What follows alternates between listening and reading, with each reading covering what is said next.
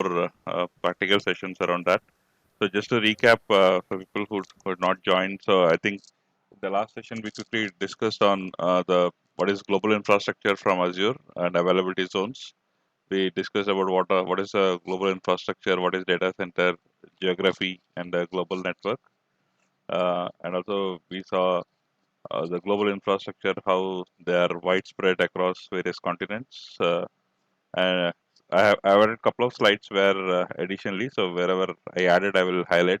I think in the last session there was I thought it's a good idea to represent it in a diagrammatical format where overall we have geographies. Under geographies, these are all various locations.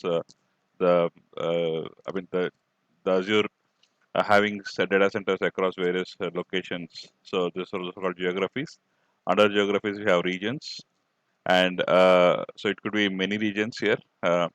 And under regions, there is an availability zone. This could be minimum two availability zones in a region. And under an availability zone, there will be a data center, which within a data center we have availability set. Uh, so that is a hierarchy. So geographies, regions, availability zones inside that availability set. So the regions could be multiple also, and availability zones definitely will be multiple. And within that, there could be within each availability zone there could be multiple availability sets. So that is a hierarchy across. So the geographies basically are the primarily the discrete market where it typically contains two or more regions, and they are primarily meant to ensure the data residency and sovereignty, resiliency and compliance. So and the fault tolerant aspect also will be covered. Like if one there is one failure in one location in one region, so there is automatically it is addressed with a copy from a different location.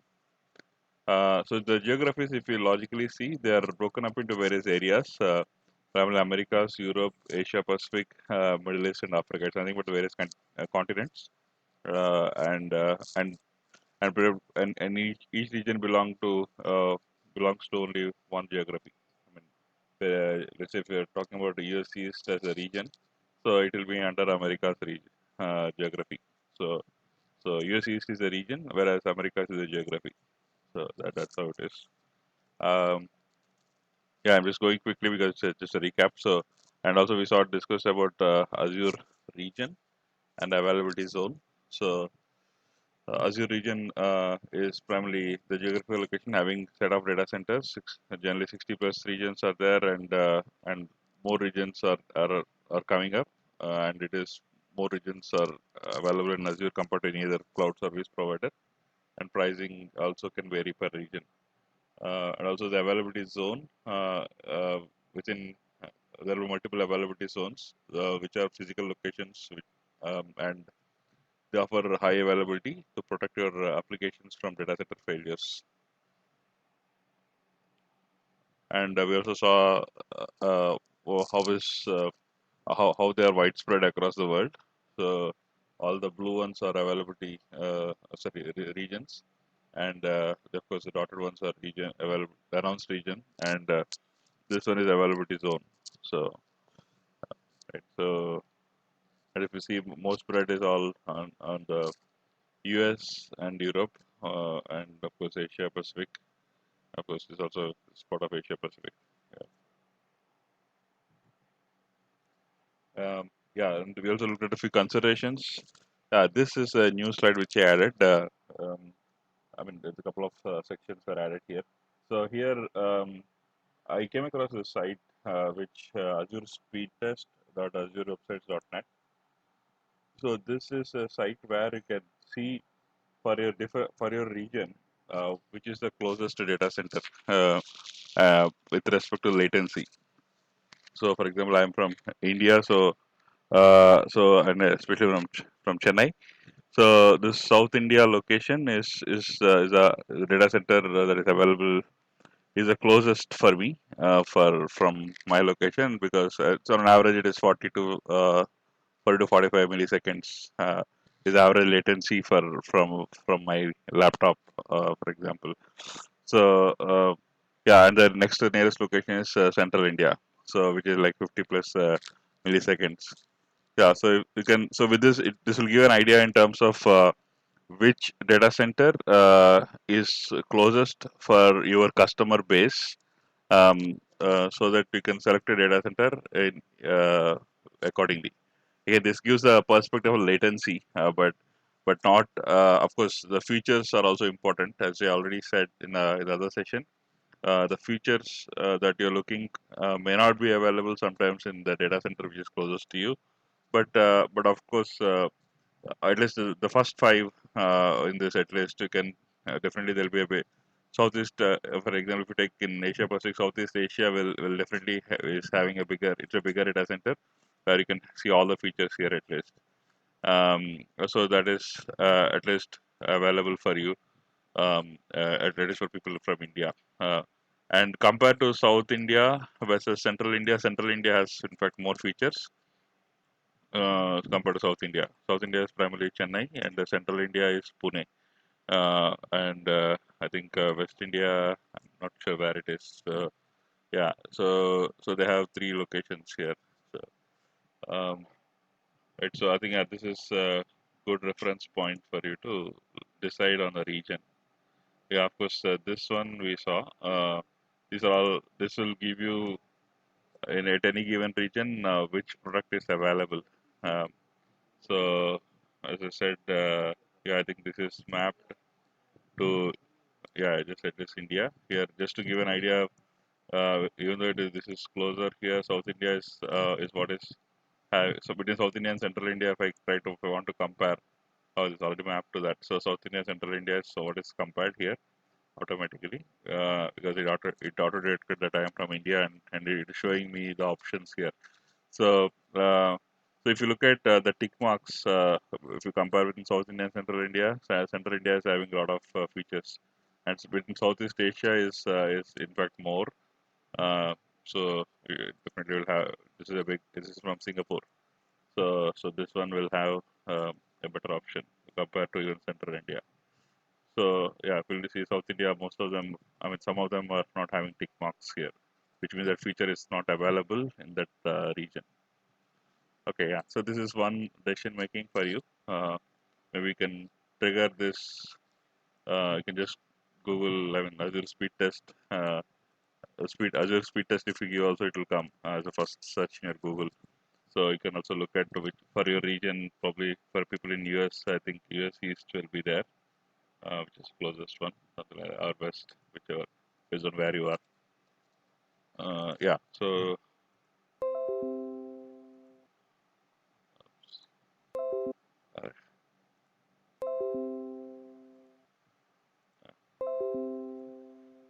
uh, if we see here further, uh, yeah, we are here. So yeah, so this is one. These two links will help you to decide which region would be a good option for you. Apart from, of course, cost is another factor that you can check, and of course, legal complaints. These are the other things will decide the latency, features, then cost versus legal complaints. Primarily, these four parameters generally decide will make you help to decide on a region for your service, selecting a region for your service. And also, we saw some of the terminologies. Recommended region versus alternate region. So by default, Azure gives a recommended region for you when you select any service. Um, so that is more, that is recommended because that is having broadest range of services, and also it has a lot of availability zones available in the region. Alternate region is anything kind of a, you don't have, it may not have the availability zones in that location. So it's called other. Uh, and when you, especially from Portal Azure, if you want to, I mean, we saw that day that well, let's say if you're creating a VM or anything for, I mean, any of the services, you wherever you want to select a region, you'll see the option of uh, going for a region. Yeah, here if you see here we have recommended, which means this is the recommended regions for you, and other is like kind of this centers are there, but they may not be having an availability zone. So that's why, but these will definitely will have availability zones. So that's why it's a recommendation. But again, considering the latency and other aspects, whether the feature is available, yeah, you will make a call which region you want to select.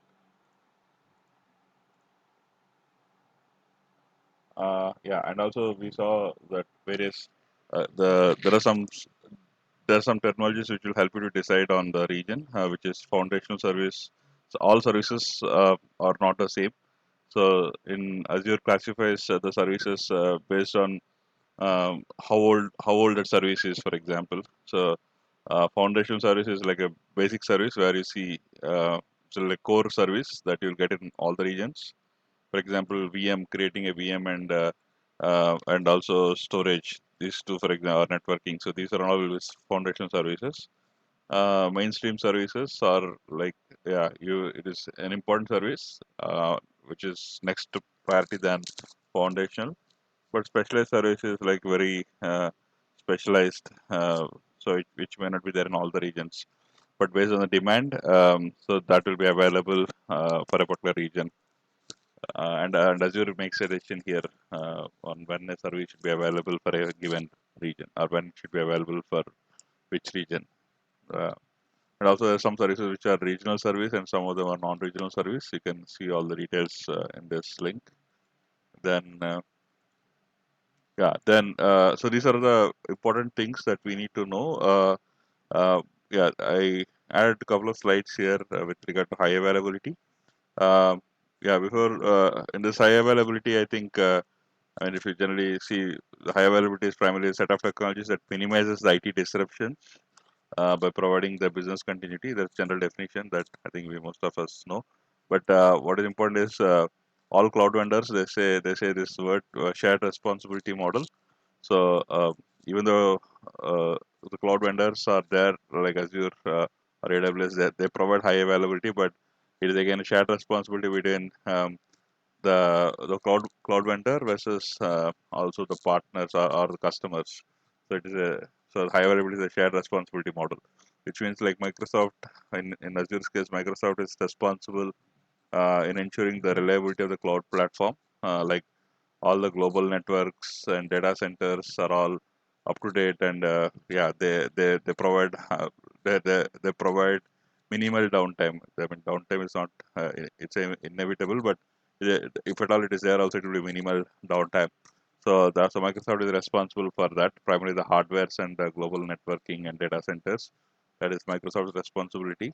Uh, of course, customer is also equally important to follow the architectural best practices to ensure that high availability is considered in their design when they're designing their application. So yeah, so it is. I mean, you can't expect just creating a VM without any backup in one region, and you can't expect Microsoft to provide high availability. Yeah, so it's a combined shared responsibility model. So, any difference between this and AWS? Like AWS also assures like high availability, right? Yeah. I mean, the architectural best practices. I mean, it is those are all. I mean, every cloud vendor will provide those best practices. I mean, it will be conceptually it will be same across cloud. But yeah, the products might vary from cloud A to cloud B. But the concepts, for example, using a load balancer for your if you are using more than one VMs or use the regional features for disaster recovery. So, for example, these are all common strategies, but which is common for any cloud vendor. I mean, every cloud vendor will provide a best practice. So yeah, we should ensure to follow those best practices from design perspective, application design perspective.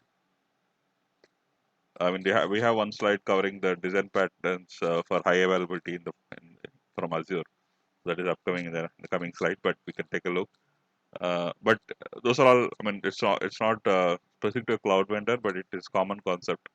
Generally, for applications to be highly available, you should ensure all the more than one copy is there in different availability zone or a region based on how we want to take the risk of that for that application. So, having a load balancer before is always a good practice, and all those things. So yeah, sorry, did I answer your question? Yeah, yeah, Yeah, that's okay. right. So then yeah, the solution options. I mean, if you see here, we're also looking for solution options in Azure for high availability. What Azure recommends for high availability is if you're using single VM, so always use premium disk for high availability. I mean, you can minimize the downtime. I mean, in disk there is so two options you have. Either you can use managed disk or also called as premium disk. Both are same. Managed or premium disk, um, uh, and other one is unmanaged disk. So um, so premium disk means it is managed by Azure, and also premium is also covers SSDs, not HDDs, not hard disk, and it is the solid state drives and ultra solid state drives. So there are two options in solid state drive: uh, uh, a normal SSD and a premium SSD. Sorry, ultra SSD. So SSD is generally what is recommended, and also in that there is a subcategory called either managed by Azure or you manage it, or they call it unmanaged, meaning you are responsible to taking the backup of it and maintaining it. So two copies minimum we need to maintain. So all this, if you are taking this unmanaged route, you are responsible to manage the backups of your drives. Uh, but yeah, so what Azure recommends is to always go for premium, which means give the responsibility to Azure, and they will manage it on your behalf. So that is for single VM, for using just a single VM. But all other cases here, like availability set, availability zones, paired regions, we're talking about multiple VMs here, more than one, at least two VMs minimum. So, uh, so yeah, so so if it's a single VM, use premium disk, uh, and also use availability sets for sure, so that yeah, you can maintain in different tracks. I think you'll see the details in the following slide. What is availability set? So use the update domain and fault domain within a data center, and also availability zones. Like if you're more, uh, um, you want to ensure that your risk is uh, mitigated. Like you can have this in more than one availability zones, so that if one zone is gone, still the other zone is still there within the region. Or if you're thinking even bigger, then you can look at paired regions. So yeah, you can use it so that if you're using paired region, if one region completely goes down, and the other region is still there for you. So yeah, so all these things are the solution options from Azure for high availability. And of course, SLAs also will vary based on what you select from Azure. Okay, so first let's go through this. I think this is pretty straightforward. If you're using a premium disk while selecting a VM, select a premium disk. So that way you are covered. There's nothing much to see there. I think as part of VM creation, yeah, probably in the next tab you will see the disks, right? So in this you can see you select unmanaged disk. It will show you that. Uh, I'm not going to create a VM, but I'm just want to show you that option that where you can see this unmanaged disk.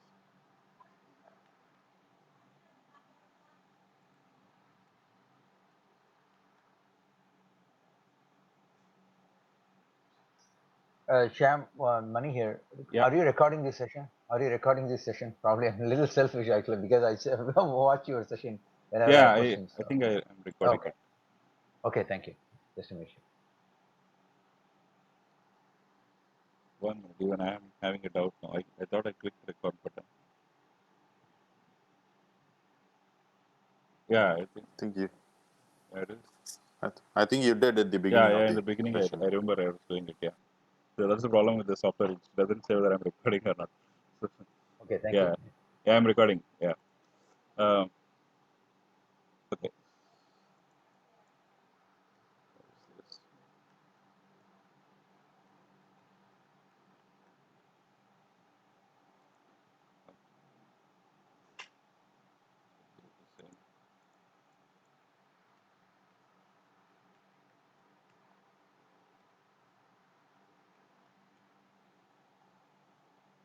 Why? The same numbers. See. Yeah, I just want to show this option. So this is where you see an option of using disks. So premium SSD is what is there here. So apart from that, you also have standard SSD. So yeah, this is where you select the premium SSD, where you get a higher availability for when you're especially looking for a single VM and expecting high availability. So and also here you have option to also associate a these are all encryption options, but you have option to even if you go to advanced tab, you have this is where this manage disk will come into picture. So this is by default is yes. Like you're asking Azure to manage your disks. So so Azure manage disk for virtual machine. So which means that this is all managed by Azure. But if you select no, then you are responsible to manage this disk that you're creating. So you will have options to. I mean, it's also giving an alert here saying to use for high fault tolerance and other advantages. It is always recommended to use manage disks. It's giving a alert also to you. But yeah, it is you can ignore this alert, and if you want to manage on your own, you can do that by creating a new storage account. You can create your own managed disk. So, but yeah, generally it is yes. So this is what is managed option, and this is the SSD or premium SSD option. Yeah, these two will help you to give that advantage. Um, and if you're looking, yeah, okay, that's what it is. And next, if you go to this availability set, which we discussed in the last session, so yeah, so within the availability set restricts you to be within a data center. Uh, so basically, when you're selecting availability set, then you're telling I want to create minimum 2 VMs, and out of which I mean both these VMs should be within a data center within a region. But yeah, so then in the case availability set will come into the picture. So within the data center, you have options to select this update domain and fault domain. I think so that way it will ensure that your downtime is minimized. So yeah, before going to that, I mean just within a data center. So these are the common maintenance events that can happen in real time. So, like, I mean, these are all common headaches or maintenance activities that any cloud vendor should handle it. Um, so, for example, Azure is responsible for unmanaged, unplanned hardware maintenance event. So, this is basically if Azure platform generally evaluates the hardware failures and also gives a live migration feature, which means the live migration is there, but still there will be always there could be a short downtime where the VMs can pause when this live migration is happening. I mean, because the situation is like one VM, you are using a VM, and that VM is Azure predicts that it, based on the network and other aspects, it can predict that this VM can go down at any moment, and it will do a live migration to another VM. So your downtime is minimized, but this live migration also can have some performance impacts. So that is what is unplanned hardware maintenance event. And also unexpected downtime when the hardware or physical infrastructure goes down, then there could be downtime. And also the planned maintenance events. These two are hardware side failures. But the third one is specific to patch upgrades primarily. The periodic updates that Microsoft performs, which would require a reboot for this patch, requires a reboot of a VM. So this is also another event where this downtime of systems. So how Azure addresses this downtimes is by having availability set. So which means within a data center, 2 VMs which are there. So they will be deployed. Um, I mean, they'll be deployed across fault domains and update domains. So that way your SLA is managed with 99.95%. Okay. So, but there is another important thing is there's no additional cost for this maintaining this availability set. You generally pay only for the VM cost.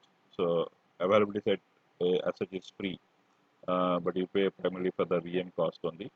Uh, and by for having this availability set, like I'll tell you in the next slide what is availability set, which is for fault domain and update domain in the next slide. But with by using this, you will get at least 99.95% availability. And then so just if you go further, what is fault domain, update domain? So within a data center, there'll be a lot of racks. Like FD0 is there are one rack, this is second rack, third rack. So within a rack, there will be multiple VMs. And all these racks share a common power and common networking and common cooling system. So so so so when if for example if a power supply is gone for some reason for a rack, all the VMs within this rack will be impacted, but not at least the other VMs within a different rack. So again, within a data center, we can as long as the VMs are in different racks, so your downtime is minimized. So that is the concept of fault domain. Um, so there's a three maximum fault domains will be there. So that is the max that Azure provides you to select. And these fault domains primarily will help you to recover from unplanned hardware maintenance event and the unexpected downtime, the first two cases. So that by having VMs split across the racks, right, the downtimes can be minimized. Um, then update domain is addressing the third problem that is the periodic updates. So by this having these VMs located in a different rack, in addition to that, the update domains will help you to ensure that only one update will happen for a machine, or one maintenance update will happen for a machine within a rack. So it will not be updated at the same time for a different machine at the same time. Because patch upgrades can bring down the system for some reason, or your application may not behave if the patch upgrade happens. So, but to address that, two machines will not be updated for on a patch at the same time at any given time. So, but you can't select the time as such for this patch upgrades. But yeah, you can have an option to select a window. Uh, but within the window, Microsoft can do it anytime, but they will ensure that it is not done at the same time. So, um, and also the values from exam point of view that you need to know is like you can select up to 20 max update domains and three fault domains. So this is the max numbers that you can select, and the default in update is 5, for example. Um, so for update domains. So this is an important concept. Hope it is clear. If you have any questions, you can ask me. Um, any questions here? This fault domain, update domain. I mean, this is if you understand that this is what is availability set. So Shyam, Raj here. So this is slightly a different concept than the AWS, but the AWS doesn't by default provide the fault tolerance or the high availability. So that there it is an option that you have to pay for. Am I right in that? Yeah, this concept of fault domain, update domain within a data center, this feature is not there in AWS. This is specific to, I mean, availability zones are there in AWS, and of course the regional across regions is also there. But within a data center, having this option of selecting a fault domain and update domain is not there. But we do have slightly different concept. Once again, correct me if I'm wrong, that we have the option to take the snapshot, which is similar to the update domain or something like that. That means you have you can take a disk and then or a database, and then you can take a snapshot, which will every few minutes send the snapshot of the data. Is that something similar to this update concept? That means which is an optional there. No, this has nothing to do with the snapshot here. This is more about the VM placement. Uh, Okay. so yeah, this is where Okay. this VM you want to keep it. So yeah, it is something to do with snapshot. Okay. Thanks. Yeah. So basically, when you have two VMs, you have a choice within a data center. So either you can keep everything in one rack, which means the risk is high. But if you want, I mean, you can select no there. I mean, when I will show you the UI, where you can select no, which means both the VMs will be in the same rack and same update domains. So which means the risk is higher. Uh, uh, but with the free cost, I mean, when availability set is free of cost, better to design your application such a way that VM1 is in one rack and VM2 is in another rack, again within data center. So that way your risk is minimal. And also you can select, you can spread out. I mean, especially if you're creating like more VMs, like more than 10 or 15 VMs if you're creating, then it's always good to have these values higher so that your update domains are spread out. And how this works is when let's say if you're selecting default as 3 and for fault domain and update domain as 20, so every time when you create a VM, so it will first VM will be in FD0, fault domain 0. Second VM will not be in FD0, it will be in FD1. And third VM it will be in FD2. Again, it will come to FD0, 1, 2. So likewise, so the VM creation will be spread across various racks. So that is again same thing, same concept applies for even update domains also. So yeah. Okay. Okay. So yeah, so this is within a data center we're talking about. That is what is availability set. So the next is a bit higher side, which is let's say you're not talking, you're now even talking about not VM creating not within a data center because anytime that data center can go down. But we want to reduce the risk further. Then you have an option to select an availability zone. So availability zone is nothing but um, uh, it is the VM will be within a region. There will be minimum 3 availability zones, which are separated by some 100 miles minimum. So that way, if this data center completely goes down, but still you have a different data center which is 100 miles away, still is running. So the previous one that we discussed is all within a availability zone and within that one data center. That is what is availability set. The previous things that we saw. So, but again, the risk here is that if that data center goes down, then you are lost. I mean, completely, all the regions will be lost. Um, so to minimize the risk further, so we have availability zones. So we have 3 data centers now, not one, and but they're separated by a few miles, 100 miles, and but they're all interconnected. Uh, so in that case, you can create a VM1 in availability zone 1 and a VM2 in a different availability zone, for example. So that way your risk is minimized.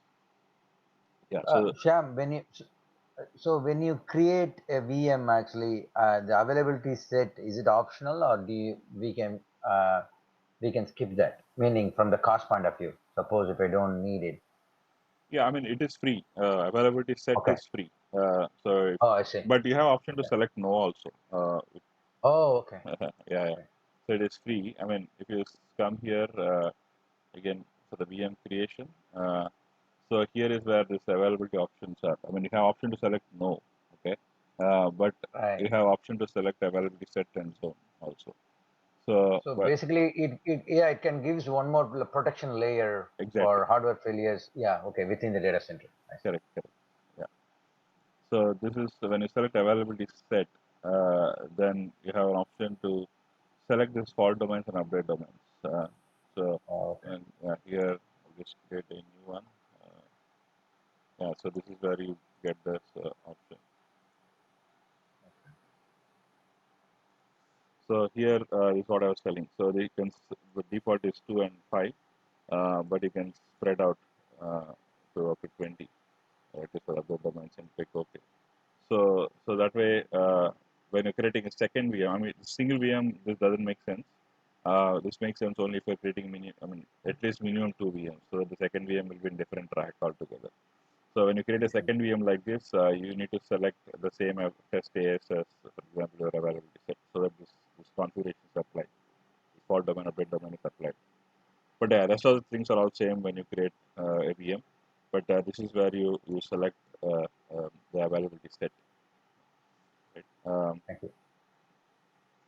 Yeah. So then next option is availability zone here. Um, so here is the zone. So zone is like you have minimum 3 data centers within a region. So you have at least 1, 2, 3 will be your options here. So 1, 2, 3 will be your options here. So you can select while creating a VM, you can select first VM in availability is zone 1. Maybe when you're creating the second VM, you can select instead of 1, you can select 2. So that way, your VM is in 2 different data centers. VM1 will be here, let's say VM2 will be here. So yeah, but they're all interconnected. You can access from one VM to other, and all those things is possible. But just that the physical location will be different. Of where the VM is getting created is different. Right. So this is availability zone. I think this is a new slide which I added compared to last time. And here this also protects from data center failures. That is what is availability zone. For data center goes down, still we have others there. Primarily, it addresses the fire, power outage, all those things within availability zone. And also the minimum of 3 separate zones is all enabled in all the regions. So you have option to select. I mean, in the drop down we saw right 1, 2, 3. So minimum 3 regions are there. And if the zone goes down, others can continue to work. And here the SLA is a bit higher compared to availability set is 19.99. I mean the previous one is 19.95 when you select availability set. Uh, but whereas here 99, not 95, dot 99. So this is higher availability compared to the availability set. Yeah, so you can do it. So that one is like by having this across zones, if one zone is down for some reason, you still have other zones working. So yeah, I mean here in availability set, it's only one zone, right? So all your VMs are in one zone. If this gone, so your complete VMs are all gone. But that can be mitigated here. Okay, so and what are the various availability zones? I think this is also another new slide which I added. So availability zones are spread across various geographies. I mean, not all regions are having availability zones. That is very important to remember. So not all availability zones are having. Not all regions are having these availability zones. I mean, if you see the previous 5 minutes back, I showed you the option of recommended versus other. So the recommended option is where you have multiple availability zones. I mean, if you just go back to this slide, so this is what I was referring. This recommended region is what is where you get the broadest range of service capabilities, and it also support multiple availability zones. But whereas other is like it's an extended footprint, but you cannot expect to have availability zones in that region. So that is what you see here. The recommendation when you select a particular VM. This one is recommended, which means these are all having multiple availability zones. But whereas other, if you select data center, for example, I mean availability zones may not be there in the application. Let's say, for example, I just selected another, so this availability zone is not there. You see. So which means this region is not supporting this availability zone. For example, US West Central is not having availability zone. So in South India is also not having an availability zone. So yeah, so these are things that this recommended is that's where is very important. Where all the recommended regions will support multiple availability zones. Yeah.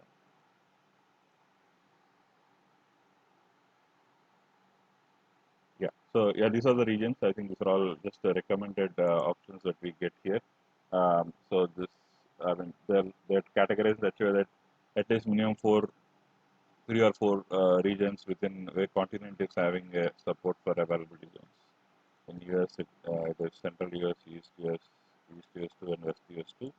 Uh, Asia Pacific is Japan, Southeast Asia, and Australia East. Europe is France Central, North Europe, UK South, West, and others, the government category US Gov, Virginia. And some of the regions are government centric, US government centric, so not for public. So these regions also have support for availability zones, and South Africa and South Central US, Canada. mean, for I think the people from Canada also here in this call. So this Canada Central is a popular option for people to select for looking for all features supported and with availability zone. For US, it is US East and US East too. Yeah, for Central US also. Right, and then yeah, I think let's go further. I think for people from Asia Pacific, the Southeast Asia is most popular region compared to others. Yeah, and then so that is about whatever we saw is for availability zone. Um, so now going further, so you want to have the, I mean, even the availability zones also can go down, right? For example, what about this entire US East is affected by flood? I'm just giving a random example. So or if there is any such our data centers within that region is having a power fluctuation. So in that case, all the VMs within US East or any other region, for example, will have an impact. So for that matter, it is to reduce the risk further. You can do across regions. For example, here in Americas, one VM and Asia Pacific, completely different region. So you can do a pair up. So that is what the paired regions will give you high availability. So this paired region is like this is a region, so which means a different geography that we're talking about now. So, but Azure is having I mean, regions are there, but there's something called paired regions are supported by Azure, which means that this is nothing but a regional pair. Uh, there is a pair, for example, US East and West US is a pair, uh, and similarly, Central India and South India are a pair. So East Asia and Southeast Asia is paired. So likewise, this link. You can see all the paired regions that Azure supports. The advantage with going the paired region is that uh, the even I mean Azure, if there is any planned maintenance happens, so across regional pairs, Azure ensures that only one region in each pair is upgraded at any given time. Like for example, if you're using US East and West US as your when you're creating a VM in US East and another VM in US West, just to um, yeah, just to minimize the downtime. So so the advantage of using this paired location, I mean, you can select West US or you can select any other region also. I mean, but the advantage of using this paired region is, I mean, other VM creating in West US is um, so this paired region, it comes on the paired region, so that way the platform updates for ensuring at any given time one pair is always up and running. So that advantage you get it. Uh, and also if any outage affects for multiple regions, for example, so at least one region in each pair will be prioritized for recovery. So I mean, Azure prioritizes the paired regions first compared to other non-paired regions. So that way you're at least out of if two are gone for a scenario, then at least Azure prioritizes one out of these two first to bring it up. So that way your priority, at least you have something coming up very quickly, even if the other one takes some time. So yeah, so that is what is this paired region is. They're physically. This another thing is these regions are wide apart. They are at least 300 miles away minimum. Um, and of course this link where you can see all the paired regions for different geographies that you can see here in this link. You can These are the various combination of pairs that Azure provides. US East versus Southeast Asia, not and for US North America it is US East versus US. So these are the various pairs within US.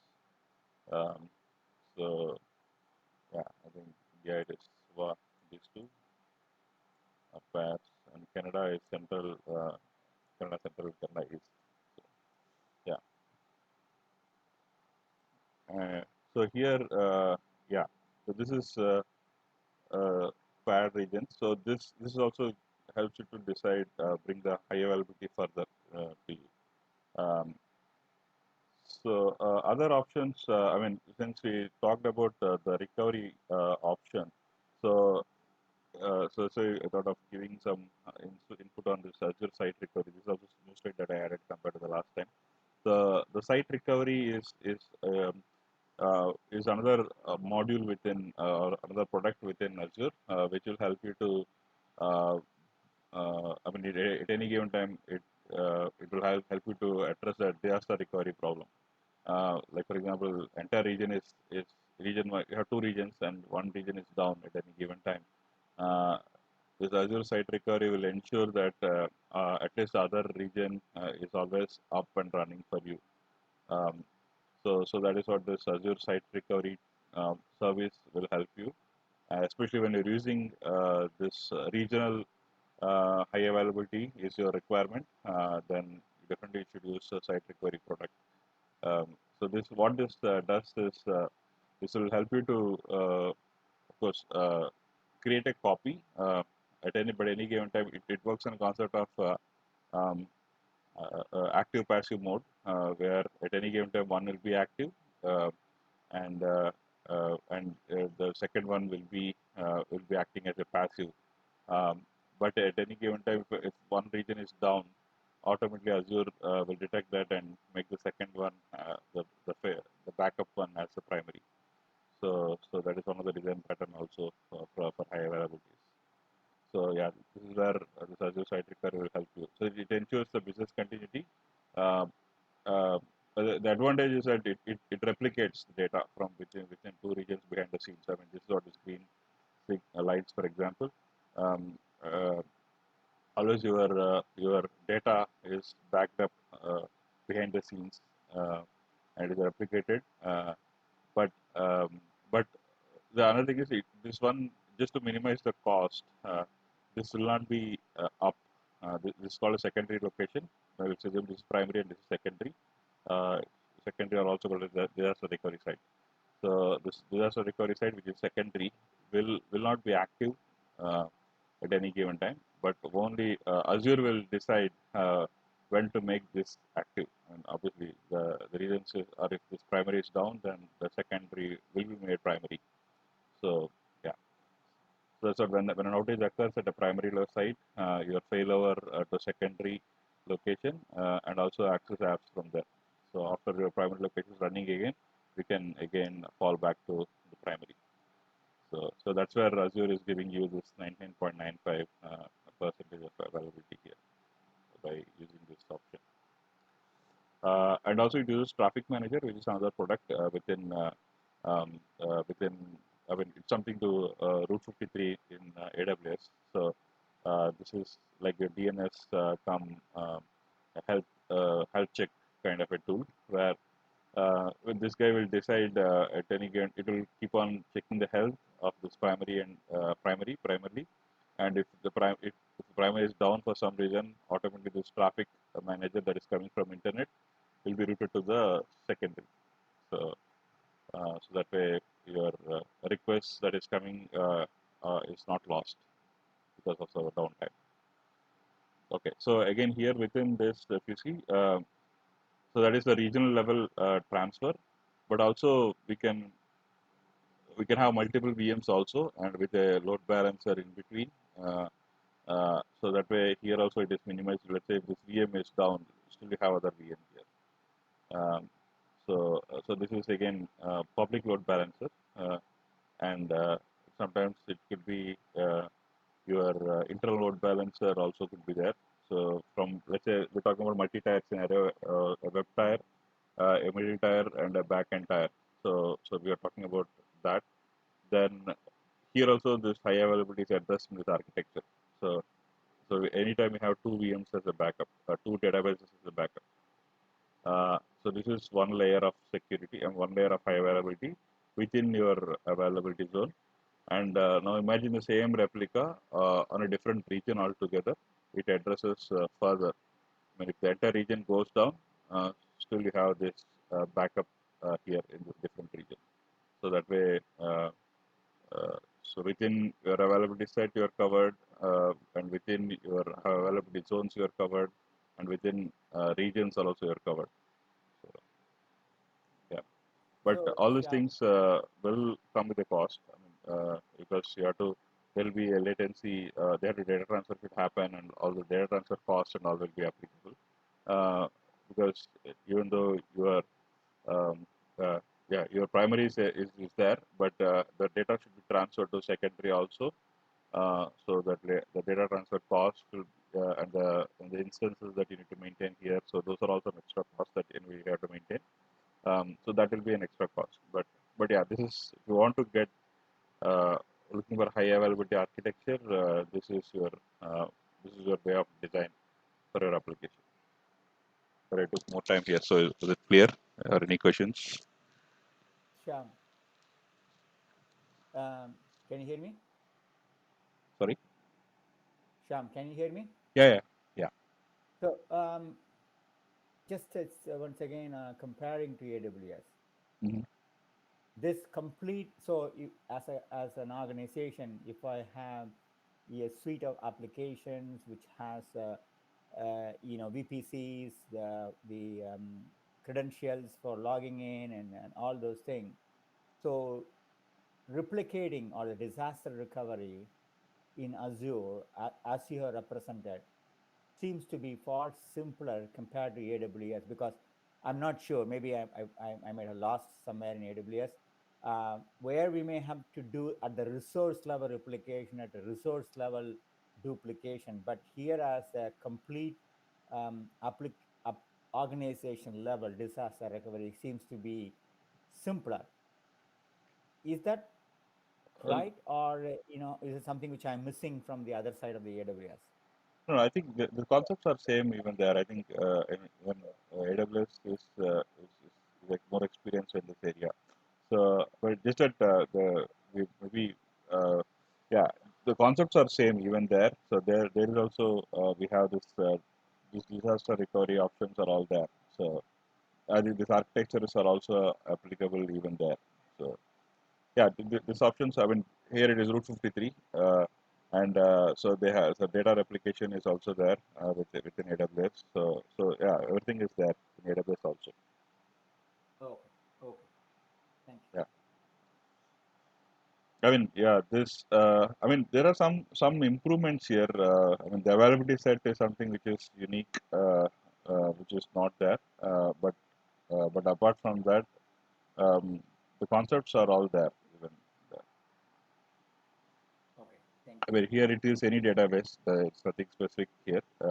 Here also we're talking just about VMs and load balancers are also there. So, and this is Route 53. So, and yeah, same thing on a different region. The region support is also there. So everything is recovery is also there. So everything is there in AWS also. Okay. So any other questions? Okay. Right. So here, the one thing that we need to keep in mind is that this disaster recovery site. I mean, there are various design patterns here. Again, this is one design pattern that for high availability. This is a design pattern called active passive design pattern. So where at any given time one is active, other one is passive, and this passive will be made active only when the primary is down. So but there are other design patterns like active active. I mean, both can be active and both can take load. So that is also possible. So, but yeah, I mean, I mean, it's all. But these features may not be there in all the regions, for example. But all the popular regions will have this all the design patterns under this multi-region replication. So, and yeah, both Azure and AWS both have these features. Okay, so that's about site recovery. So and I mean, some more details about site recovery options. I mean, because this topic came here, I thought it's relevant to do this here. So generally, if you look at what is site recovery options that you have here, is you can create. I mean, these are the various features that site recovery provides. You can use a simple backup and disaster recovery BCDR. So simple BCDR feature is there, where this will primarily Azure can either set up and manage the replication failover and failback from a single location within an Azure. So that is what that's why it's simple.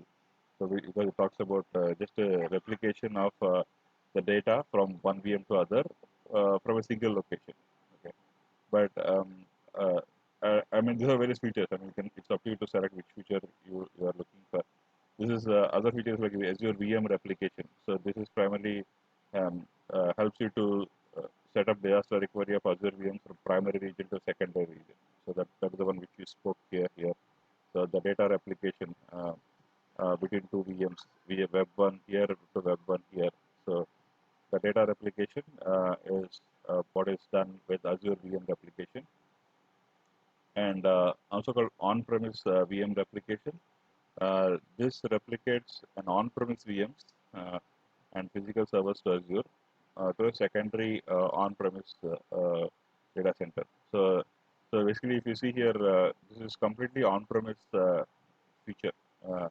Replicate an on-premise VM. Let's say, assuming you have a data center and for an organization, and you want to replicate the data from your on-premise VM to a secondary on-premise VM. So this has nothing to do with the cloud. So you can do completely. This feature can be replicated. I mean, this Azure Site Recovery is also supporting on-premise also. Uh, I mean, this is all nothing new that this Azure, this I mean, Microsoft already was popular for Windows Server migrations, right? So this is an existing feature that is already there, but it's now that you can access that feature from cloud now. It's all nothing new for just that this feature is now brought into cloud. So basically, from Azure VM, you can connect to an on-premise VM. Of course, for this, you need to make the setup of cloud, the hybrid cloud combination where your cloud should be able to access your on-premise, right? So that if you enable it, then you can access your on-premise VMs from Azure portal itself. So with that, you can migrate the data from one VM on-premise to another VM on-premise. So, and the other one is the workload replication. So you can replicate any workload. I mean, it's not VM now I'm talking about. A workload it could be a bad job or something which is some set of files within C drive, for example. So I'm talking about a smaller component, not a complete VM migration. So some bad job or some database or something which is a smaller workload within a bigger VM. So you can replicate any workload from on the Azure VMs to on-premise Hyper-V and VMware VMs and Windows or Linux physical servers. So you can do this application, workload replication also. Also, like another feature is like testing without disruption. So you can easily run the disaster recovery drills without affecting your ongoing replication. So um, so you can when testing this disaster recovery is feature is not an easy thing, right? So you need to bring down many things and test it. So there are some features available. I mean, there'll be drills, right? Disaster recovery drills that will happen where they will select a day and they'll ensure all of us. I mean, generally in enterprise it's very common that as part of the audit they need to do these drills to ensure that if they will bring down everything from one data center and see if everything you could connect from different data centers. So that drills is not an easy task. So Azure provides some toolings to ensure that drills are handled without any issues. So that is how it is. I mean, this is site recovery is not just site recovery. I mean, there are small utilities features that also that you can use it. It is a it is like this product is like small utilities bundled into one bigger product kind of a thing. So and and what you can replicate. I mean, when you replicate VMs, like what things you can do. Generally, it's replicating Azure VMs from one region to other that we saw here. One from one region to other region, we can replicate the data. but also you can replicate from on-premise VMs and Hyper-V VMs, physical servers, and Azure Stack VMs to Azure. So, yeah, Azure Stack is another popular product within Azure, primarily for hybrid cloud combination. Basically, you can Azure Stack is completely you can bring all the Azure products to your data center by procuring an Azure Stack. Uh, so you and behind the scenes it will replicate the data to cloud. So, but it is physically located on premise. It's nothing but a hardware structure that Azure provides, where you will bring that hardware structure onto your data center. This includes networking, all the popular Azure products, the networking, storage. For example, you can, let's say, create a storage here in Azure Stack and use it as if it is an on-premise, but behind the scenes it will be replicated to cloud. So you don't have the latency issues and all. So, and also if you have any requirements of data latency issues and all, so those are addressed because there's a copy that is maintained in the data center also. But behind the scenes, it will be replicating to cloud. So these are all some new innovations on the on the hybrid cloud route. Yeah. So, but this is one such product. But yeah, this site recovery will help you to replicate VMs with various combinations. Because the VMs could be based out of VMware, which is a very popular virtualization software, and Hyper-V is Windows virtualization software. Again, there's a flavor of Windows and Linux there. So then on-premise Azure Stack to the cloud Azure. So all these things, the various combinations can be considered. I mean, this VM replication is not a simple thing. I mean, there can be various combinations that can come here. So yeah, all these things more or less are addressed in this tooling, site recovery tooling, and also it can do multi-cloud also. For example, replicate AWS Windows to Azure, for example. So this also you can do.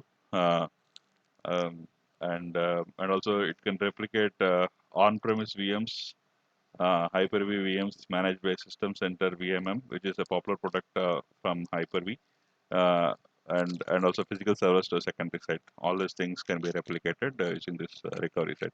There's a lot of theory here, but this product is feature rich, so a lot of features are there. So yeah, it's good to know them.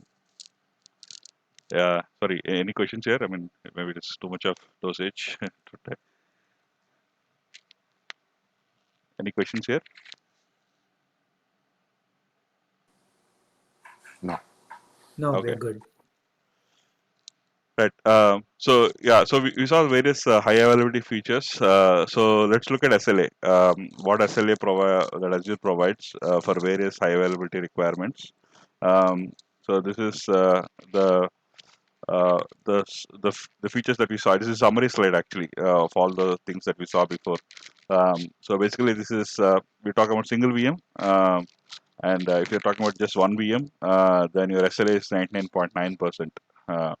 But the only thing is you need to use the premium storage. So every single VM. So in that case, SLA is 99.9%, just 19.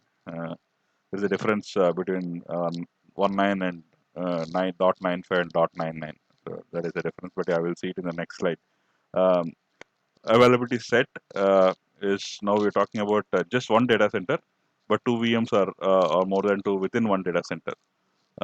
So again, the risk is more here, uh, but it is better than having a single VM, right? So there are two VMs here now, primary, secondary kind of a thing. So, and this data center will within a data center, but if the data center goes down, then this is still a problem. But at least it is addressing your hardware failure issues. Here it is addressing the isolated VM failure with OS disk. Like if you're using HDD, then uh, you don't have any SLA guarantee. So, but if you're at least using the premium disk, SLA is there. So, I mean, the SLA is primarily helps that in case if VM is down, really, even if you're using a managed disk and still a VM is down, um, and if it is 99.9% SLA is not met, then Azure is bound to give a discount to you in your next billing cycle. So that way you'll get that money back, or in some way probably in the next billing cycle that will be reduced. The discount will be applied.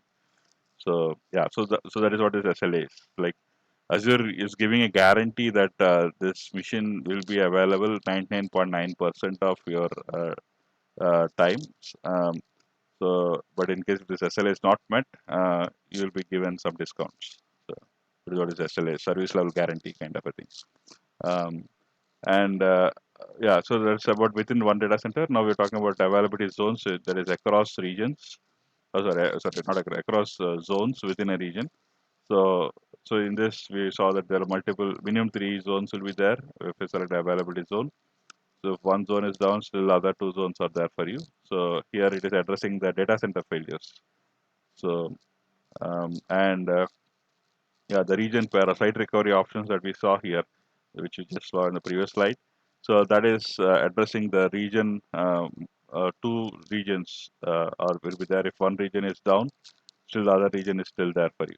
So the impact is even lesser. I mean, and it is trying to address the regional failures. Um, so everything is covering one failure or other. This is isolated VM failure. Availability set is addressing the hardware failures. Availability zones is addressing the data center failures, and regional pairs is addressing the regional failures. Um, right, and then this RPO RTO is a very popular terminology in the recovery solutions. I mean, this is not a word from, I mean, this terminology is not from Azure. It is a general terminology. Even AWS also uses this terminologies for recoveries. RPO is recovery point objective. It is the time when something is down. What is the point at which you want to recover? So that is what is, and how quickly we are going to recover is the recovery time objective. So when you're giving the disaster recovery requirements, you should tell what is your RTO. And I mean, you should define your enterprise RTO for a given application, based on how critical that application is. And then based on that, you should see which regions are giving you that RTO values. And if it's not giving, or Azure is not, let's say, giving it, you have to discuss with them and tell that this is even more important for this organization. Maybe they can do a custom solution there to meet your RTO requirements. But these are all very common RTO and RPO requirements that you need to give as an enterprise to looking for disaster recovery as a solution, high availability solution. Right. So yeah. So again, the summary is here: 99.9% with single VMs, premium storage, minimum 2 or more VMs in availability set. So we're talking about this, which is 99.95, and the zones. This is the highest that you get, 99.99%. Again, here minimum 2 or more VMs in availability zones in same region. So yeah. So this is the highest that we have out of others. Right. And here there is no SLA as such. It depends on which region that you select, and RPO, RTO requirements based on that. SLA is custom. I mean, Azure gives you a custom requirement. So it is not like general like others. Like here it is specific to customer requirements. Right. So this SLA, yeah, this is a very important slide. I mean, I thought I will address this also. Yeah. So this, what does this mean, right? 99.9%. I was just doing a Google of what is this numbers. I mean, so okay, let's talk about 99.9% is like when you said Azure is offering 99.9% for a single VM. So in entire year, only 8.77 hours of downtime only. Yeah, it can happen. So only like 8.77 hours entire year it can be down. So that is what is 99.99%. And of course, downtime per week is like 10.08 minutes. That is the definition of 99.9% SLA. 9.5 is like 4.38 hours. It is even less, 5 minutes per week. 99.99 is like it is now brought down from hours to minutes now. Like just 1 hour. So and 1 minute here per week. That is what this numbers is. Yeah. So So this is the usual bell curve thing, right? Like 3 sigma, 5 sigma, 6 sigma, is it? sorry, what is that? No. So the 99.9% and 99.95% is Hmm. usually representative of that statistical probability, right? Like so, Yeah, yeah, like correct, three correct. sigmas, 3 Three sigma, sigmas, correct, 6 correct, sigma. correct. Okay. Yeah, yeah, yeah. So yeah, but so the meaning of this is like if the VMs, for example, 99.9% in this stack, for example, like 1 hour is your downtime for the entire year. The VM can be down max 1 hour for the entire year. Uh, but if it is beyond that, then SLA will give you a discount. I mean, yeah, it's like equal to giving a payback option. So SLA is not met. So is it at one time or is it like total aggregate of those minutes? Like is it 53 minutes totally in a year or is it Yeah, like entire every year. time it goes down? Mhm. Yeah, just for the entire Okay. year. It is an aggregated value for the entire year. Yeah, Okay. yeah. I mean, so let's say this time downtime can be, you can, for example, within 1 day, this sometimes this can be met. For example, if it is it could be multiple downtimes, which is a fraction of minutes can sum up to this, or fraction of seconds can sum up to this. But yeah, but for this entire year, this is the number, right? So yeah, so this is Right. what about SLA from Azure. Again, this is for again coming under high availability requirement. And then if you just go further, these are some best practices. Again, as I said, this is again combination of both cloud. There are some best practices that even cloud Azure gives, but in also in our we should also design our applications. Also, it's a responsibility of both provider as well as customer.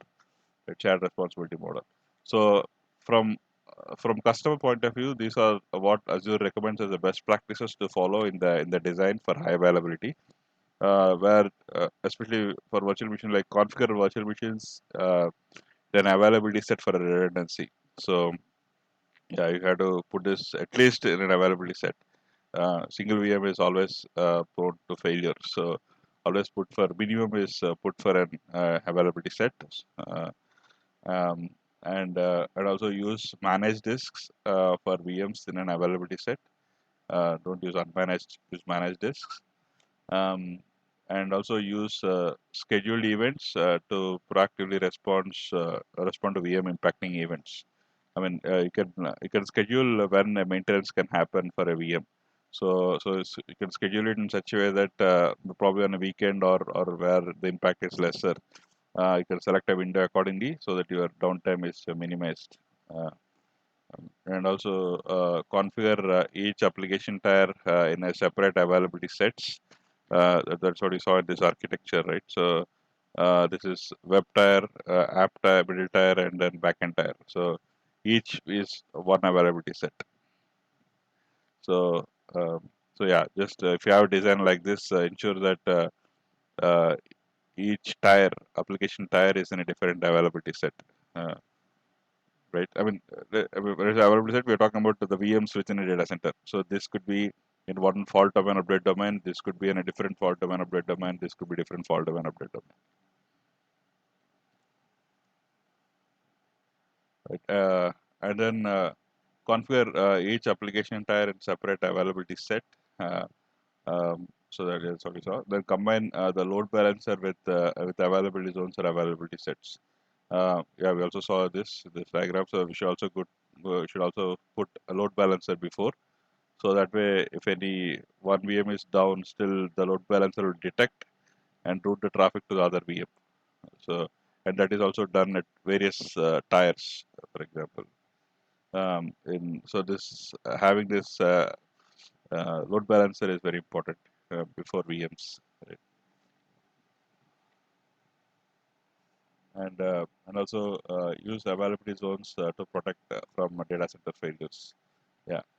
So yeah, so these are good practices that Azure recommends for high availability.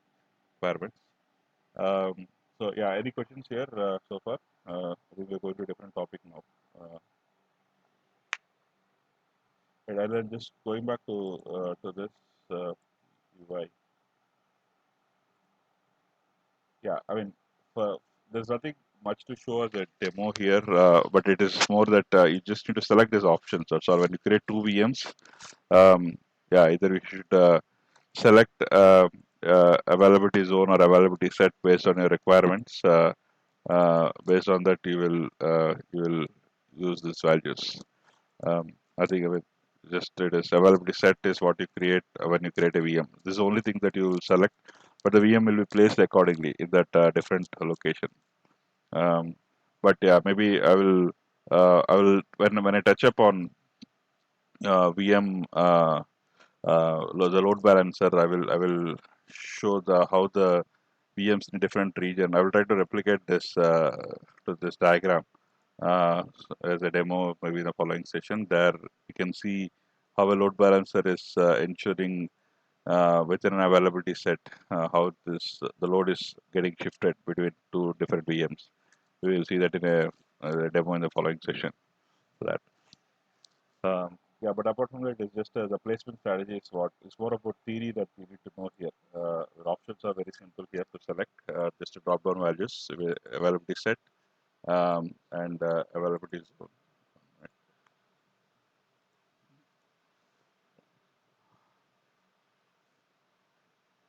Yeah. So here it is just this values that you need to select or place a major role. Yeah, here by default availability options. This is what you need to select: availability zone 1, 2, 3, availability set. The default update domain values will be there. You need to create uh, this thing and use it uh, like this fault domain update domain values you need to use. Yeah, that's all. There's nothing much that you need to do further here. And then here this fault domain update domain. Yeah, when you create a VM, you can basically see at least the numbers which once the VM is created. You can see which fault domains update domain the particular VM is. But again, that is something that you can't select. That the placement is managed, decided by Azure. I mean, you can select that you need an availability set, and you can space out the fault domains and update domains. That's all. This is what you can. This is what the options that Azure gives you. But in a VM should be in FD0 or 1 or 2. That is decided by Azure. When those details are not exposed to customer. Yeah. Same thing for update domains. You can see in which fault domain FD numbers you can see at the max. That's all. We can't decide which FTs and all or which UDs, for example. Right. And also another thing is if you're selecting a single VM, always to go for premium SSD and also use managed disk. These are two things for high availability that you need to select. But yeah, other than that, it's all the VM creation is all the same that we saw before. Yeah. Okay, so let's then now go to the different uh, concept, which is a related concept for high availability, which is the virtual machine scale sets. Sorry, before that, any questions here in this previous topic that we saw? And the summary of previous is using of various options for high availability. Availability is set, premium disk, high availability set, availability zones, and regions. So, and also the site recovery options and SLAs. That's what we saw in the previous slides. Now, if you don't have any other questions, I can move to the next topic. Any questions? Okay. This is virtual machine scale set, which is this is scaling up your VMs, right? So the scale up and scale down of VMs. So that is what is that also comes under high availability. So um, so at any given time, based on the load, let's say you're using one VM. Let's say two VMs, for example, and you see a lot of load is coming to your application, and you want to make that just going back to the diagram. So you have two VMs that you're using here, but let's say you're seeing more load is coming or more requests are coming to you from internet, right? balancer. So you see a lot of hits are coming to your application. So in that case, your existing VMs may not be sufficient to handle the load, right? So you want to scale up or add a third VM here, uh, um, or monitor the usage of the CPUs or on other resources like hard disk and networking. So based on that, you want to add additional resources to handle the load. So that is where that is also another high availability requirement. Right? So you should ensure that your application shouldn't be down. So adding a more capacity to handle the load is what is also another high availability requirement. So that's where the scalability aspect will come there. So to address the scalability, that is what another product within Azure, which is VMSS in short, or virtual machine scale sets, or also called as scale sets. So the VMSS is more popular product within um, Azure. This is primarily it applies auto scaling to virtual machines for high availability. So and it can automatically increase or decrease the load. So I mean resources based on the demand, and the demand. If you can schedule the demand. I mean if you know on a given day there will be high load, then you can schedule it, or it can monitor on your behalf and then take a decision also. So, so basically we have two options: either schedule it or let Azure decide. So that option is also there. So, but it is not just scale up; it also can scale down, increase and decrease both. But when the demand is the peak demand is gone.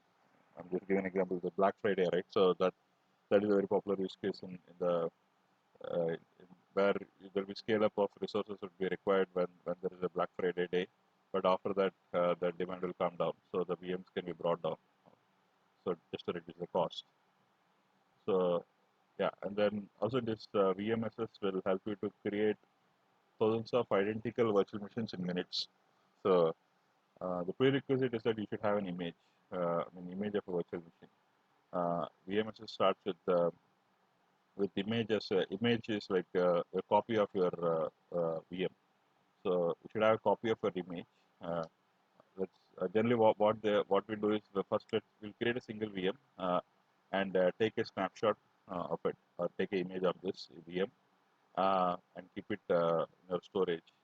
And then you create a VMSS configuration, let's say based on CPU utilization. So let's take that example where CPU is using 80%, then you want to add one more VM. And similarly, when the CPU utilization is coming down to 30%, then bring down that VM by one. So all these rules that you want to configure, they all depend. The prerequisite is that you should have a image of your VM that you want to replicate is available. So it starts from there. So uh, yeah, I can come back here. You can basically create thousands of identical virtual machines in minutes. So that is in minutes you can create thousands of virtual machines. So that is the scalability that Azure offers to you. Right? And also quickly scale your big compute and big data applications. It is primarily used for the VM scale sets. Heavily used in the area of big data and compute, where you have to create um, big compute requirements and also for a big data based applications where you want to create a node based on the lot of data that has to process. Then VM scale set would be best fit there. Uh, and also it is they rely on integrated load balancing and auto scaling feature. So this load balancer also plays a role because the load here, just going back here, the um, load will decide how many VMs to be added additionally or how many VMs to be reduced. So this is one popular input for a VMSS, the load balancer.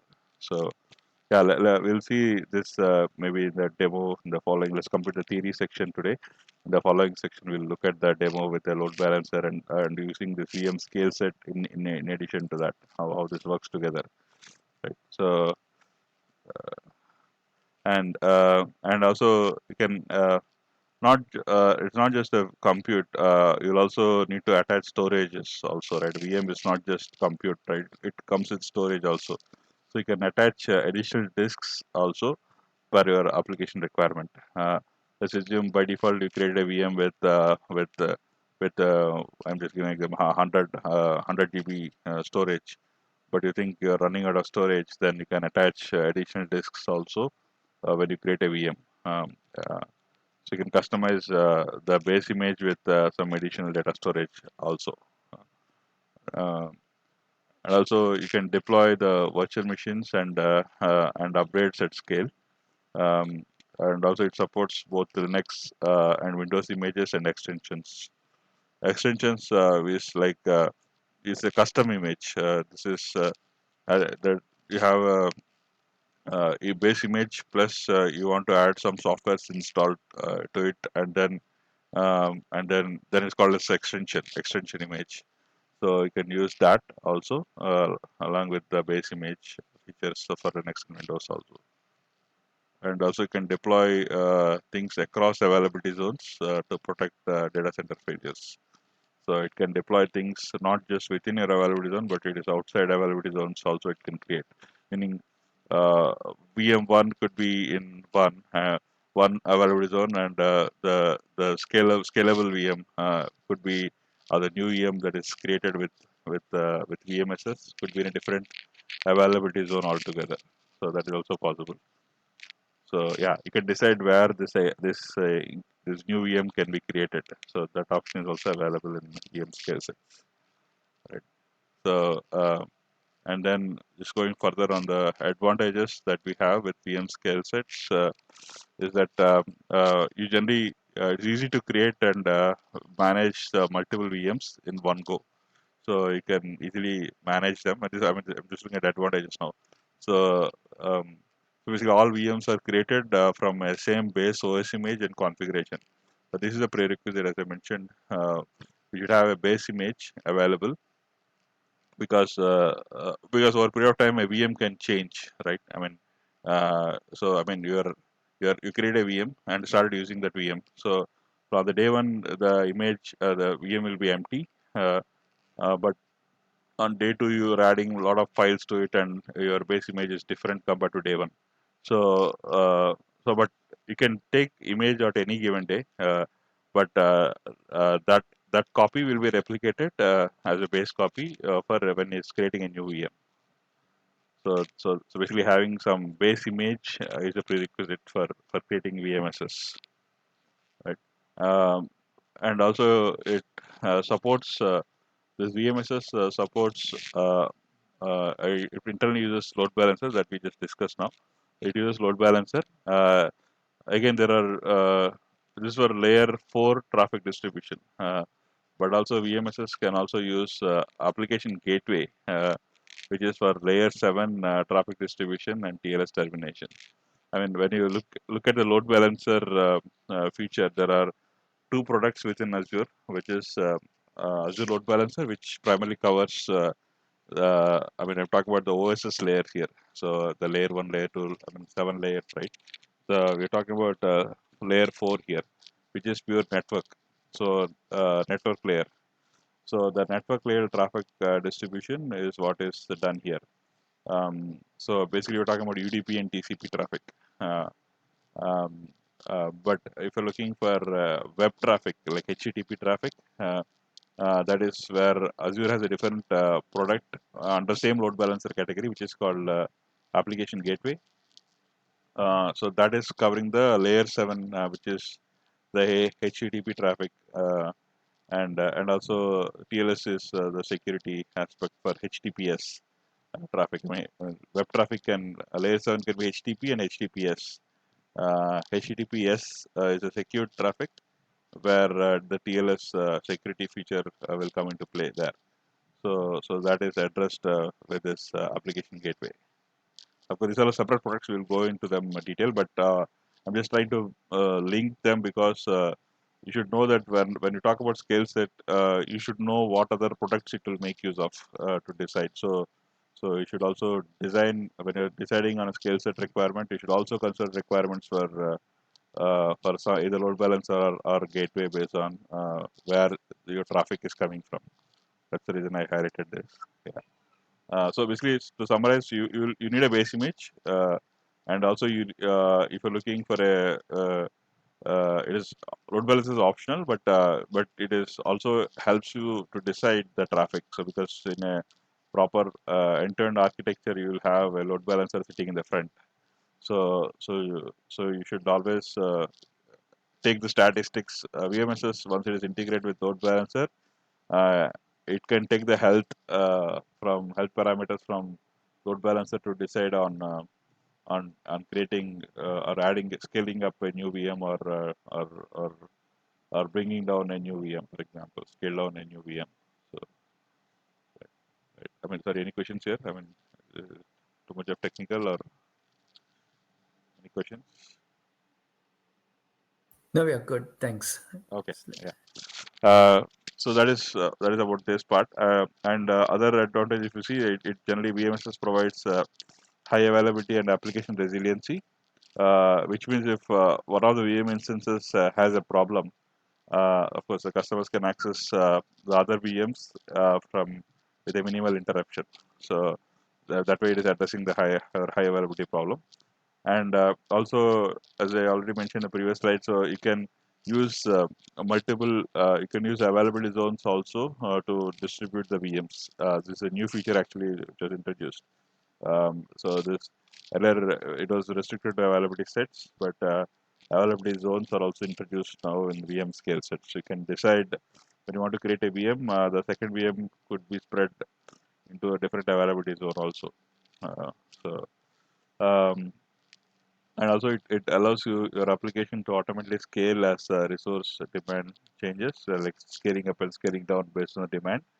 And also it minimizes the number of unnecessary VM instances that run your application, and the demand is low and reduces the cost. So this it all boils down to the cost. When your resources are not utilized, then it will scale down, right? So that way your your cost is also less, and also you're addressing the demand at runtime, right? Those are the advantages that you get. And there are requirements of any scale set equivalents, right? I mean, there will be always a limit, right? So you should know what is your max limit. So the max limit is scale set supports up to 1000 VM instances. Again, this is more exam question. So what is the limit of a scale set? So meaning the scale set can scale up max to 1000 VMs. Okay. Um, but if you, but again, it depends on what type of image it is. The base image is. If a base image is a custom VM image, meaning your own version with softwares installed and your own custom image, then it can scale up max to 600 only, not 1000. So so yeah, so that this limit is something that we need to keep in mind when you create a scale set, right? Right. So yeah, so yeah, I think this is what I wanted to cover. Yeah. So and let's quickly go to the VM scale set. I mean, this VM scale set, you can go from here, or you can VMSS. You can type here. Uh, so uh, yeah, so I think. Maybe I should create a VM. Maybe I think I'll do the demo in the following section. I'll show you the options here because I forgot to create a base image for this. I mean, because creating a base image will take some time. Maybe I'll do the prep work before the session to the following week, so that way we don't need to start from scratch. I mean, as I said, like for creating this VMSS, you need to select. You should have a base image. So basically, you should first create a VM and take a snapshot of it and keep that in your storage. Okay. So and then here is where you give that as an input when you select the VM scale set. Um, okay. So let's go here. Just so you, quickly show you the options here. I mean, it's nothing just like your VM requirements, but more or less the tabs, like some of them, like scaling, health, management. These are the three new options that you see compared to a VM tab that we saw before. So here, let's just quickly create a name. Yeah, I will not be able to create this here because I don't have base image now, but I'll create this base image next time. But let's quickly see the options here. Uh, here again, similar to a VM, you can select where, you can tell where, which region, and which selecting availability zone. You should select what availability zone you're looking for, and because whether you're looking for a Windows or a Linux. I'm not creating it anyway. I'm just select the size.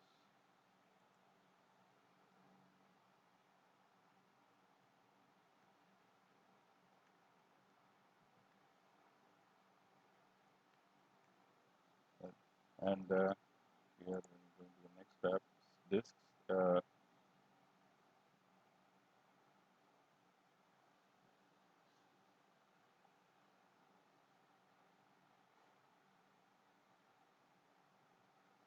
Azure command. Okay. So I'm just selecting the default setting here. Whether you can select HD or premium. Uh, the networking tab.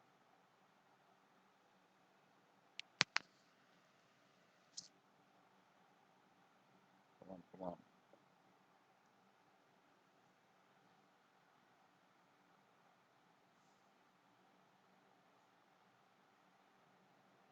Azure is slow today, or maybe my internet.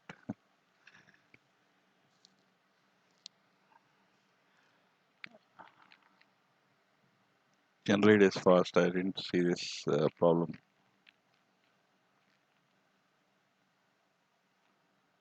Oh, it's taking so long.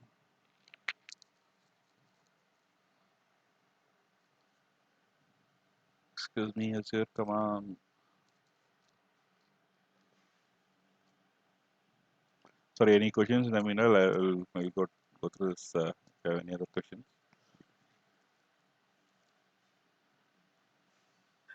Shyam, Mani here. Yeah. So, yeah, so when you create a virtual machine in one zone and virtual machine scale set in another zone, will there be any typical advantage? I know you covered, but once again, I just want kind of a recap on that.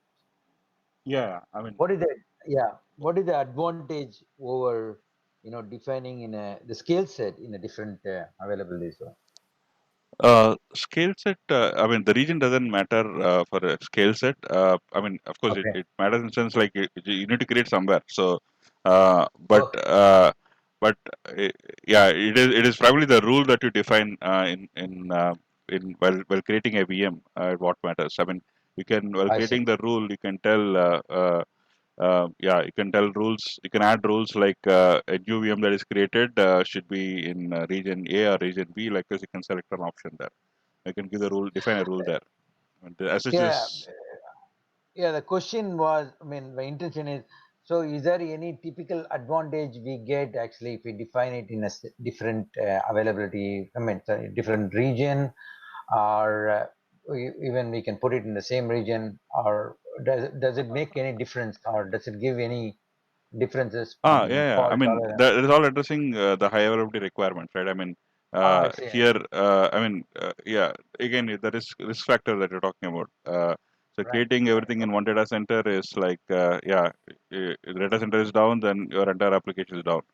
But if you're creating Right. the VM using scale set in a different, if you're using availability zone, then Right. yeah, you get that additional advantage of addressing the data center failures, right? If one zone I goes down, see. still other VM running a different zone is still up, right? Okay. Yeah, Okay. this is summarizing the slide. So this is what we need to keep in mind when along with Okay. SLAs and yeah aspects. I see. Yeah, Okay. yeah. I mean, There's a we are protection creating where single VM doesn't matter. I mean, you can it doesn't you need a scale. You don't need a scale set. right? Okay. But when you want to create a second VM or more, there I see. I see. I see. this comes, and the placement strategy of the second VM is important based on how All much right. risk you want to take. Okay, that makes sense. Okay, thanks. I think probably it is only insurance against natural disasters. Probably that may be the one of the motive for that. So sorry, I didn't hear that. What is that? No, what I'm saying, Shambas, it is probably more towards protection against the natural disasters or any, local calamities that could damage one region or one availability zone. Mm-hmm.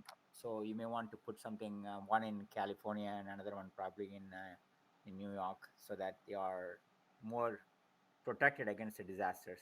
Yeah, that's true. Yeah. I mean, each addressing specific hardware, specific failure, right? So this availability set is addressing the hardware failure. I mean, we're not addressing the data center issue here because data center is gone. This is gone anyway. But we are within a data center. We are addressing the hardware failure by selecting the update domain and the fault domain, right? So that is Yeah. taken care. The hardware failure is taken care here by selecting an availability set for a second VM. Here, this availability zone is addressing the data center failure. I mean, one zone being completely gone. I mean, within a region. I'm talking about US East as a region. This is data center is in one city within US and in US East, and this could be different locations separated by 100 miles minimum.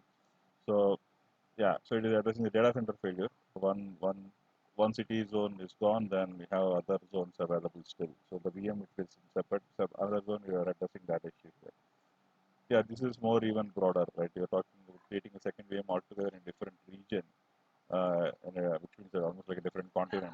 So that way the risk is even lesser.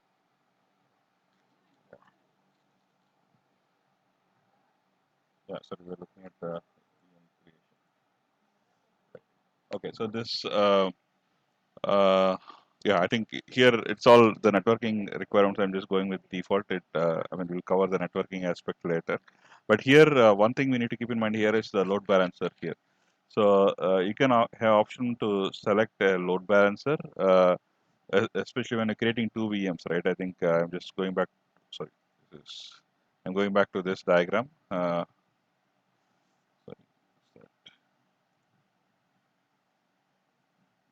Sorry, sorry, yeah. So we're going back to this diagram. So here, this is where the load balancer is. So this load balancer plays a major role for, as I said, like this is the input for VMSs. So, so because this guy will know what is the traffic coming and whether this VMs based on CPU utilization, other things, can they maintain the load, or you need a third VM here. So that is something a load balancer can make a call. So that's why this load balancer is an option that also you can utilize when you create a VMSS. Use a load balancer. You can place this VMSS in a backend pool of an existing load balancing solution. So I will cover this load balancer in the next section. So that way, yeah, this is also another high availability category tooling. Yeah, so there's something called backend pool that you can utilize. The front-end pool, back-end pool, there are few concepts that we need to know, but I will cover when I cover this load balancer part of it. So yeah, this VMSS will come under the back-end pool category of load balancer. So it's nothing but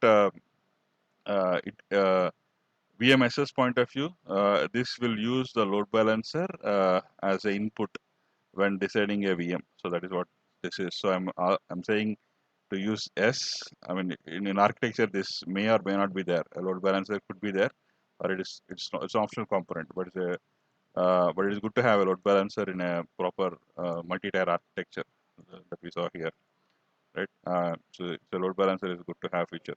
So this will yeah, you can select S here. So that way you get additional options here. And here we have two options we just discussed: application gateway and application load balancer, which is primarily covering the layer 4. Load balancer is layer 4 TCP UDP traffic, and application gateway is for HTTP web traffic, HTTP layer 7 traffic. So yeah, I mean, in I mean, there's one difference compare for load balancer that we need to know is that if you compare with AWS, I think um, in AWS it is both are addressed in one product, which is load balancer. But here it is separate products. I mean, if you remember in the AWS section, the load balancer will have uh, the two subcategories in that called application load balancer and network load balancer. So, but they are all under one product, which is load balancer. But here it is Azure. They classify into two separate products. One is covering the web traffic, and other one is covering the network traffic. So, right. Yeah. Anyway, so you can coming back to here VM scale set. So you can select if you say yes. You can tell what is your load balancer. Basically, here you have options to either select application gateway or a load balancer. Based on that, you can select that. According to the options will vary for you. Uh, Here, selecting an application gateway. I mean, this is when you create an application gateway. If in case you have an application, I will cover what is application gateway when I cover the next section. But it's, for now, it is nothing but that will route traffic to virtual machine scale sets. So I'll cover that in the load balancer section. But just know that you have option to select a load balancer in while creating a VMSS. Right here, you have an option. Of course, this is which pool. This is where it tells you a load balancer has pools, so which will primarily this VMSS will come under the backend pool. I will again cover up all these things in the load balancer section. But yeah, for now I'm selecting. I mean, I can select yes or no. But yeah, I'm not creating the VM here. But the next session will cover that. Here, the scaling aspect. Here you can select what is your. This is where you define your rule in terms of what should be the parameters to be considered for scale up or scale down requirements. That scaling requirements is what you provide in this tab. For example, your network, what is the thing that you should be considered to create a VM? Is it a CPU or is it a hard disk or is it a memory or network or health health input from load balancer? Yeah, it could be many things. But generally CPU utilization is generally used for creating the load balancer. The scaling requirements. So generally the CPU utilization greater than 80%, something like that. So is what you generally tell. So here, if you look at the count, the instance count, like how many uh, instances to be scaled up or down. And if you see here, the max is 1,000. Right? So that's what we saw. So max limit for a scale set is 1,000. You can max scale up to 1,000 VMs. So I'm just telling it is 2. And the scaling policy is primarily the rule. So this decides a fixed instance count or a custom scale based on the schedule or metric. So generally, if it is manual, you have to. I mean, it is something you have to provide the scaling policy, but you can also say custom. And custom is mostly used. Custom, like you can tell what should be the minimum VMs and what is the max VMs, and what should be the scale out requirement. For example, CPU threshold on the VMs will be like if your VMs are hitting 75% of the CPU, then this VMSS will be kicked off, and it will spin up a new instances. I mean, how many instances that you mentioned here? So yeah, so basically this is basically when two VMs are hitting this, not two VMs. I mean, any one VM is hitting this 75% threshold, automatically two VMs will be kicked off. So you can also tell one, but the max is 10. Right? If it goes beyond 10, when it reaches 10, then it will not scale up further. So, but you can tell some number here. You can keep it 100 also, for example. So, what is the max? Because you want to, I mean, because this all comes with a cost, right? So, it is generally there will be a good practice to keep a number low and then use it based on data requirements. So, yeah. I mean, we had an incident where this number was given a bigger number, but because of some bad job which is taking loads and loads of data, so this was shooted up on the CPU utilization, and unknowingly the instances were growing up on a weekend. So and the cost was I mean the two VMs, I mean more VMs were running for the full weekend, and we identified on the Monday morning, and then yeah, we had to bring it down. So yeah, so this upper cap is also important. Um, and then yeah, then what is the duration for this is all for scaling in terms of numbers, and the scale out is like a scale out is like scaling plus, and this is minus. I mean, a decrease of scale in is a decrease. Scale out is plus. So yeah. So what is the duration between the time? How much time it should take? Amount of time for auto scale requirement. Uh, so that is what this is, and increase by how many numbers? And also CPU when the memory is when the scalability demands are gone down, then what should be the scale in requirement? CPU threshold, if it is back to 25%, decrease the VM count by 1. Okay, and of course you can say the diagnostics requirement, whether to capture the diagnostic logs or not. Um, right, and then yeah, the scale in policy. We have two options here. I mean three options here. So uh, I mean, this is very important from exam point of view also.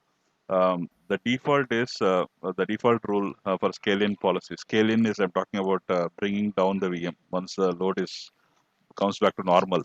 So what should be the scaling policy for that? Um, so I mean, let's say assume there are 5 VMs are there when this peak when the peak requirements VMs were shooted up to 5, and now the load is back to normal. Now let's say you want to bring down the VMs to let's say 3. So in that case, that 5 should be reduced to 3. So what should be the logic to decide which VM should to be scaled down, right? I mean, out of 5, you have 3 VMs is what you need based on the current load. So then we need to bring down the 2 VMs out of 5. So what should be the logic to consider bringing down which VM out of those 5 should be considered? So that is what this is a choice that Azure offers to you. These are 3 options that you have, which is the default one is balance across availability zones and fault domains. So while bringing down the VM, you should ensure keep a balance between availability zones and fault domains, and then delete the VM with highest instance ID. So this is one rule that you can select, or the bring down the newest VM that you created. Just bring down that VM. So what are the latest edition will be brought down? So that is this rule, and oldest VM can be brought down because that is created long back. So let's delete the oldest VM. So that could be one option. So, but generally the default is good. So that way this is balanced between zones and domains, availability sets. Right. So yeah. So this, I mean, this is the only tab that we need to something different from the normal VM creation. I think this management is all. It's more about. I mean, whatever you saw in the VM, the same thing, only nothing different. So manual existing VMs to be manually upgraded. Automatic instances will start upgrading immediately in random order. Uh, Rolling upgrades roll out in batches with optional pause. I mean, this is basically it's primarily for upgrade, especially when you're talking about setting the upgrade policy. Uh, like how the VM instances are brought up to date with the latest scale set model. Okay, so that is what is this category. Oh, I think we're running short of time. Yeah, so I think I'll logically pause here. So this VM upgrade module will decide which VMs to be brought up to date when there is a latest patch set available. So, I mean, this patching also should be taken care, right? So we have VMs running Now patching also will come into picture, and you need to patch them. So there also you need to make a choice how this patch should roll out to the VMs. So that is what this upgrade mode will decide. Their instances will start upgrading immediately in random order, or the patches for existing instances must be manually upgraded, or rolling upgrades with optional pause. Yeah, so these are some things. These are all standard with automatic OS upgrades, instance termination off. So next is the health. Uh, yeah, here the health aspect will is just to monitor health of the VM or not. You can basically configure the health monitoring, and so that will decide the health of your VM, and also it will enable the patches automatically for the virtual machine upgrades. So yeah, it will also, while doing the patch, it will consider the health also into consideration of the VM, and based on it will make a call. So generally, it's good to have this enabled. When you're enabling it, you are telling uh, primarily in which port. I mean, this health monitor to be exposed. I mean, it will expose the health monitor for the health of the VM will be exposed to you. So to which port we need to enable it so that you can see them from a UI also. So that is also available. And advanced option is yeah, you can select the algorithm. The spreading algorithm is one other important. So this is again standard question from exam point of view. What should be when creating a VM scale set? What should be your spreading? Spreading is like VM spreading. The spreading algorithm determines how the VMs in a scale set should be balanced across fault domains. Okay, but basically, if you're selecting the max spreading, you are telling to spread this across many fault domains as much as possible. Okay, but if you're selecting fixed spreading, then your VMs are spread across 5 fault domains only, exactly 5 fault domains. So that is the difference between max spreading and fixed spreading. So yeah, I think these are all placement solutions, and VM Gen 1, Gen 2, Gen 1 is the various generations of VMs within Azure support. Yeah, I mean, a lot of options to select here. But yeah, others are all stacks are straightforward, and finally we'll create the VMs. So yeah, not creating it, but yeah, these are the options that you can select for a VM scale set. Maybe in the following session, I will have a base image ready and use that as a reference for creating a scale set, and also will tie up with a load balancer also. That way you get a complete picture of how this upgrade happens. Okay, so that's all I have to share today. Any questions before we wind up? A lot of content this time, so need to. Yeah, it takes some time to digest. I Yeah. think a lot of things are there. VM we look simple, but I mean these are all day two problems, right? I mean VM is set up okay, but after that um, you have to manage the VMs, right? So like you'll come with the high availability requirements, scalability requirements, yeah, and also the data center. I mean all this, how many, which location, which place, how to patch them. Yeah, so all the placement strategies of this VMs, all this are things that we need to consider when yeah, these are day two problems that we need to handle. Okay. Yeah, I think yeah, I think the options are pretty straightforward. I mean, just we need to know the theory behind it. So that is what the complexity there. But I think if you know one cloud, it should be similar. So yeah, Okay. yeah, Sham. yep.